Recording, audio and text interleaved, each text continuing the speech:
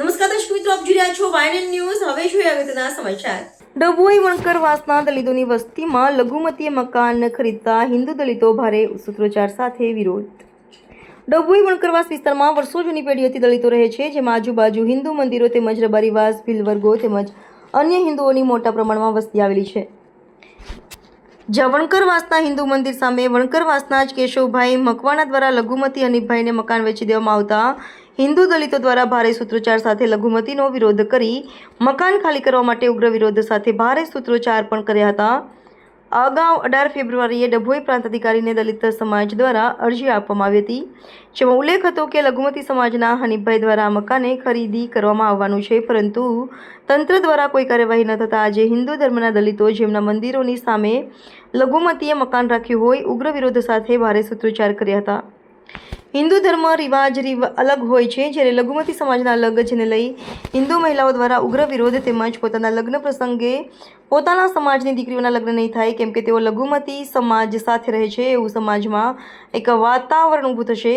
ત્યારે હિન્દુ દીકરીઓ સાથે અમારા સમાજના માંગા પણ નહીં આવે અને અમારા વિસ્તારની ખાલી કરી જવાનો વખત આવશે, પરંતુ અમે એટલા સક્ષમ નથી કે બીજે ક્યાંક મકાન રાખી શકીએ. તો અમારા વિસ્તારમાંથી લઘુમતી હનીફ દ્વારા જે મકાન રાખવામાં આવ્યું છે તેની પાસેથી તંત્ર મધ્યસ્થી કરાવે અને તેમાંથી મકાન ખાલી કરાવી તેની લઘુમતી વસ્તીમાં પાછા જતા રહેવા તેવી માંગ સાથે મહિલાઓએ ઉગ્ર વિરોધ સાથે હિન્દુ વસ્તીમાંથી લઘુમતી ઘર ખાલી કરીને ભારે સૂત્રોચ્ચાર સાથે ચીમકી ઉચ્ચારી હતી.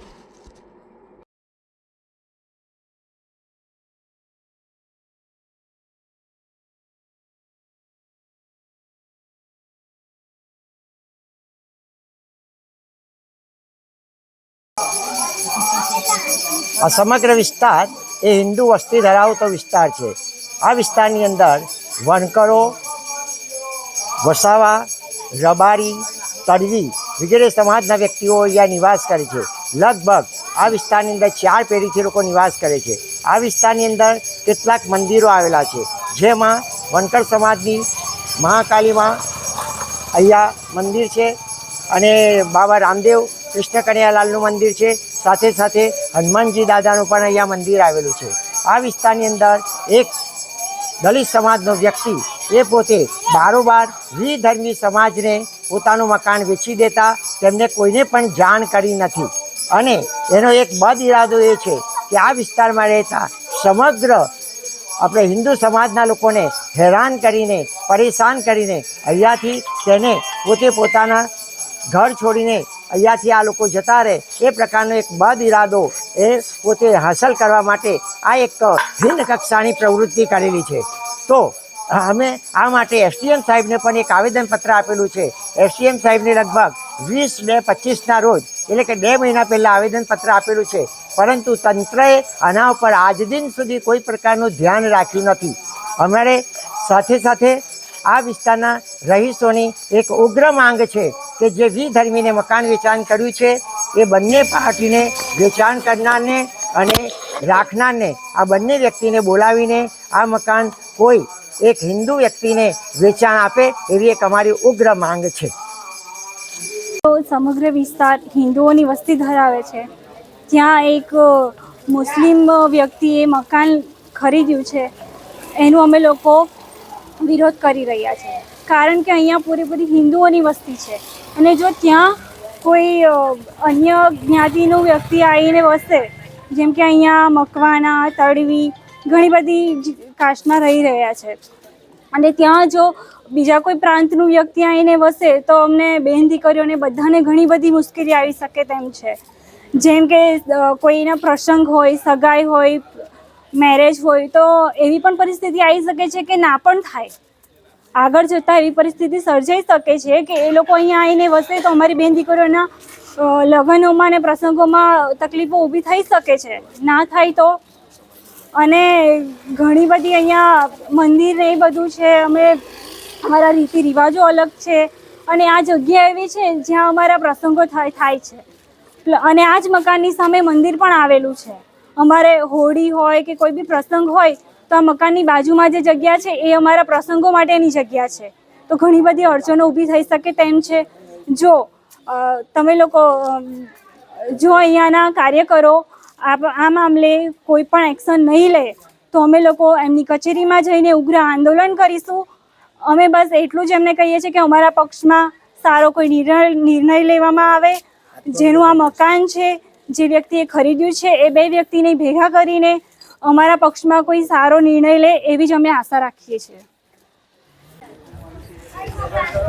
હું આ વણકર સમાજમાં રહું છું, વણકરવાસમાં રહું છું અને મારી 50 થી 60 વર્ષની ઉંમર થઈ. હું આ ગામની આ ફળિયાની મેં દીકરી છું અને મેં સામની જ રહું છું. અને આ મારા સામું જે મકાન વિધર્મીને આપે છે, મુસ્લિમને આપ્યું છે અને અમારો 50 થી 60 ઘરની વસ્તી છે હિન્દુની. આની અંદર એક વિધર્મી આવીને અહીંયા આગળ વસી જાય અને વિધર્મી તો આવીને વસે, કાલથી બીજો આવે, ત્રીજો આવે અને એવી રીતના અમને એ લોકોની જોડે અમને ફાવે નહીં. અને એમનો ધર્મ અલગ, અમારો ધર્મ અલગ, એમના રીત રિવાજ અલગ, અમારા રીત. મારા ઘરમાં મંદિર છે, આમાં સામુ મંદિર છે રામાપીરનું, બાજુમાં મહાકાળી છે. મારા ઘરમાં દશામાની સ્થાપના કરી છે. હું 25 વર્ષથી હું સેવા પૂજા કરું છું. હું એકલી જ રહું છું. અને આ વિસ્તારની અંદર જો એવો માણસ આવે અને એવા માણસ, હિન્દુ માણસ કોઈ પણ અમને આ ફળિયામાં ચાલશે. હિન્દુ માણસ કોઈ પણ નાતનો હોય, કોઈ પણ સમાજનો હોય, પણ હિન્દુ વ્યક્તિ જોઈએ. મુસ્લિમ વિધર્મી આ ફળિયાની અંદર એમનો પગ અમારે જોઈએ નહીં. એમના રીત રિવાજ અલગ, અમારા રિવાજ અલગ. અમારા ફળિયાની અંદર ઘણી નાની નાની દીકરીઓ છે, મોટી મોટી દીકરીઓ. જવાનો રસ્તો અમારા આ છે. રાત્રે જવાનું થાય, દિવસે જવાનું થાય, કોઈ બીમાર થાય, જવાનું થાય. અને અમારા એ માણસ એક આવે અને અમારા કોઈ દીકરીના લગ્ન ના થાય, કેમ કે મુસલમાન એક આવે અને અમારા સમાજમાં જો સાંભળે કે આ ફળિયાની અંદર મુસલમાન આવીને અહીંયા આગળ રહે છે તો અમારા ફળિયાની ઇજ્જત કોઈ રહે નહીં. અમારા સમાજ કોઈ આ ફળિયામાં કોઈ દીકરીને લેવા આવે નહીં, કોઈના લગ્ન પ્રસંગ થાય નહીં. અને આ ફળિયું એવું છે, અમારું સંસ્કારી ફળિયું છે. અમારું સંસ્કારી બધા તહેવારો અમે ઉજવીએ છીએ. અમે એક સાંપીને રહીએ છીએ આ ફળિયાની અંદર. અને એવો વિધર્મી માણસ આવે તો અમને એટલી તકલીફ પડશે કે અમારા પણ ઘર વેચીને જવાનું. અને અમે એટલા બધા સક્ષમ નથી કે આ મકાન વેચીને અમે બીજી જગ્યાએ જઈને રહી શકીએ. અમે વર્ષોથી આ 4 થી 5મી પેઢી આ ભૂમિ પર થઈ ગઈ છે અમારી. અને હમણાં આ તકલીફ ઘણી પડશે. આના લીધે અમે અમે આ બધા ભેગા થઈને અમે આ સરકારને અમે રજૂઆત કરી હોવા છતાં કેટલા વખતે અમે અરજી આપી તો પણ કોઈ નિર્ણય લેતા નથી, કોઈ જવાબ આપતા નથી, આનો કોઈ નિર્ણય કરતા નથી. અત્યારે હાલમાં પણ અમારી બધી કોશિશ ચાલુ જ છે, પણ અમારું કોઈ સાંભળવા તૈયાર નથી. અને આનો કોઈ સાચો જવાબ, કોઈ સાચો ઉકેલ આપતું નથી. અને જો આ વિધર્મી આ ફળિયામાં રહેવા આવશે તો અમે આ ફળિયું તો છોડવાના તો નથી. અમારા બાપ દાદાના મકાન છે, હમણાં લાખો રૂપિયા પર તો અમે મકાન ખાલી કરીને કહી જવા નથી.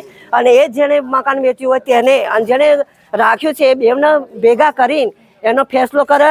અને જેણે રાખ્યું છે એ અમારે કોઈ બીજી કોઈ અમારે એમની જોડે કોઈ લડાઈ નથી. આમાં કોઈ અમારી દુશ્મની કોઈની પણ જોડે નથી. પણ આટલા મકાન અમારા ફળિયામાં છે, 50-60 મકાનની અંદર એક વિધર્મી કે એક મુસ્લિમ અમારા ફળિયામાં જોઈએ નહીં. અને જો સમજી સરકારશ્રીને અમે અપીલ કરીએ છીએ કે આનો જલ્દીમાં જલ્દી નિર્ણય લાવે અને એ લોકોને બોલાવીને સમજાવીને અને કોઈ પણ હિન્દુને આપશે તો એમાં અમે ખુશ છે. અને જો આનો નિર્ણય નહીં આવે તો અમે ઉગ્ર આંદોલન અમે થઈ સરકારશ્રીની ઓફિસે જઈશું અને જો અમે ત્યાં ધરણા કરીશું, ઉપવાસ કરીશું અને સમય આવશે ને તો અમારી જાન પણ આપી દઈશું. એટલે અમે સરકારશ્રીને વિનંતી કરીએ કે આટલો અમારા બધાનો રજૂઆત કરી અમારી રજૂઆતનો સ્વીકાર કરીને આનો જલ્દીમાં જલ્દી અમને નિકાલ જોઈએ. Subscribe now and press the bell icon. Never miss an update.